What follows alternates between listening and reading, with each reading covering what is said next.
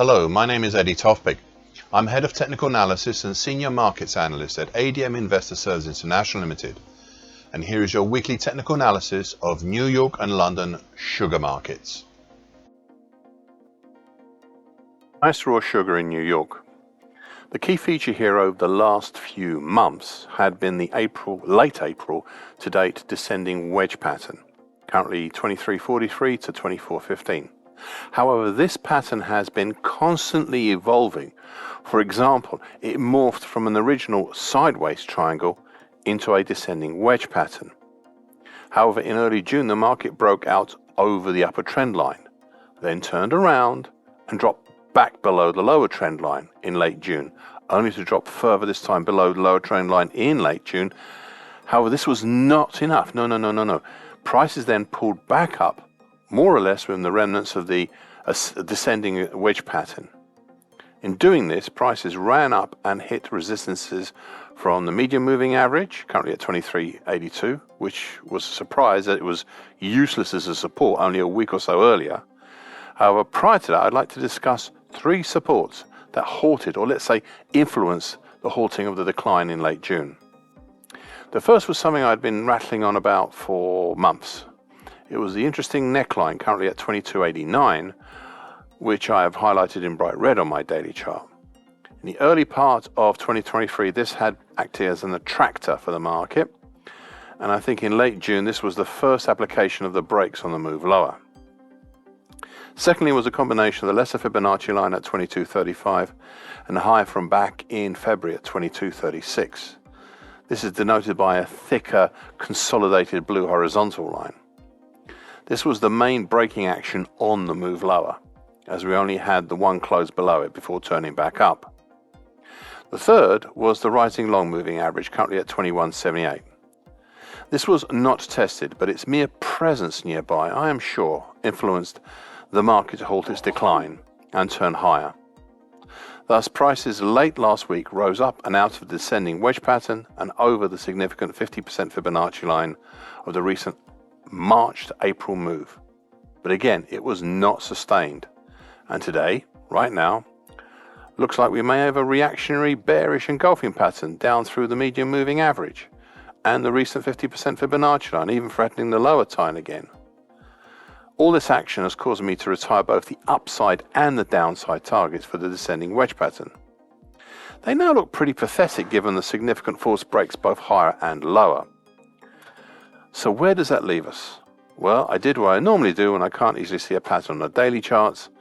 I went to the longer term charts, and these really didn't provide much help either. We still have open overhead a target X1 in the 28 even area from the base of the diamond pattern back in early 2020. That is a result of the bullish halfway hesitation pattern between 2020 to date.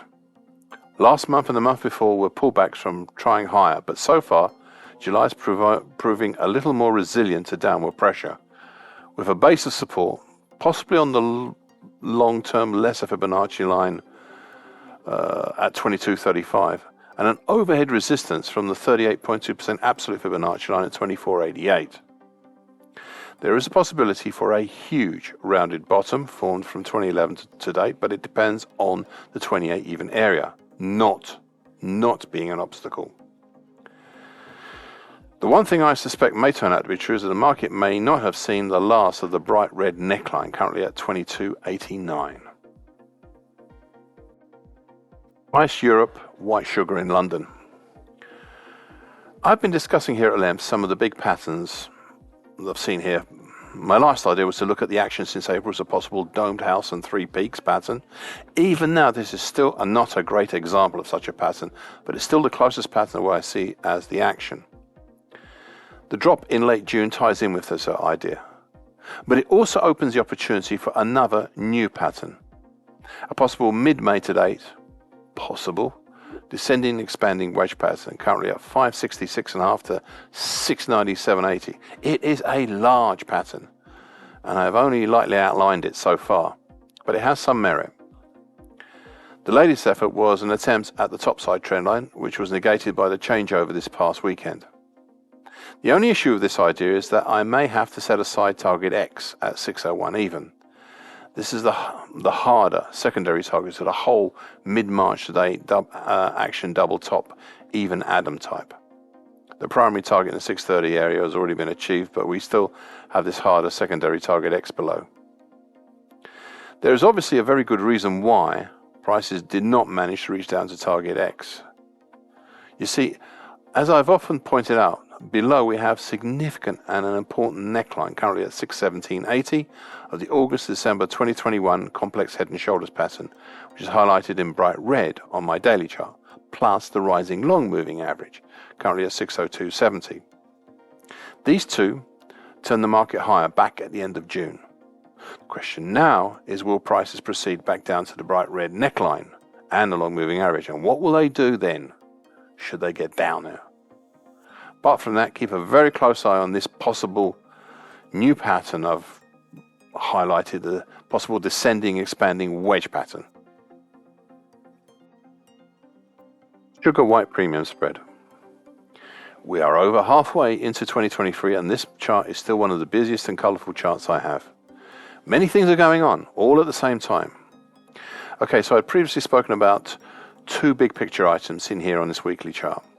We have the recurrence of the big old bullish Andrews pitchfork from 2019 to 2021, highlighted in dark blue on my weekly chart. This is still valid, with the market at the moment in between the lower time below, currently at 105.25, and the middle time above, currently 179.5. I've said this so many times before, and I'll repeat it again today.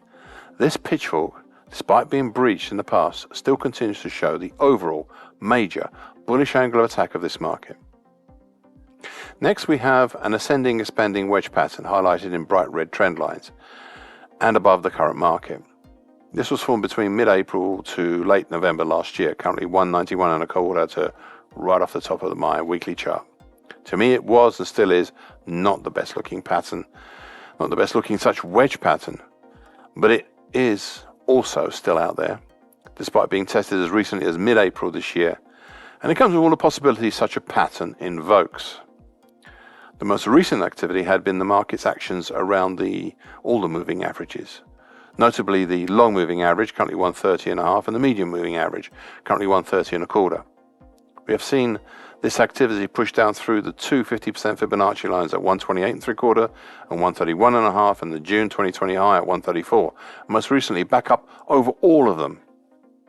5 weeks ago, I drew both a bullish Andrews and a bullish shift picture for the August 2021 to February 2023 action, and I've chosen once again not to highlight either of them, as they neither add nor subtract from the current picture. Though the lower time of the bullish shift pitchfork, currently at 124 even, is showing some promise as a potential support. Now the final point, and it's a big picture item, and one I've mentioned 5 weeks ago, and I was to look at the whole 2022 to date action as a possible huge lopsided diamond pattern, which I've highlighted in bright green. 5 weeks ago, I just lodged that idea in my own and in your mind.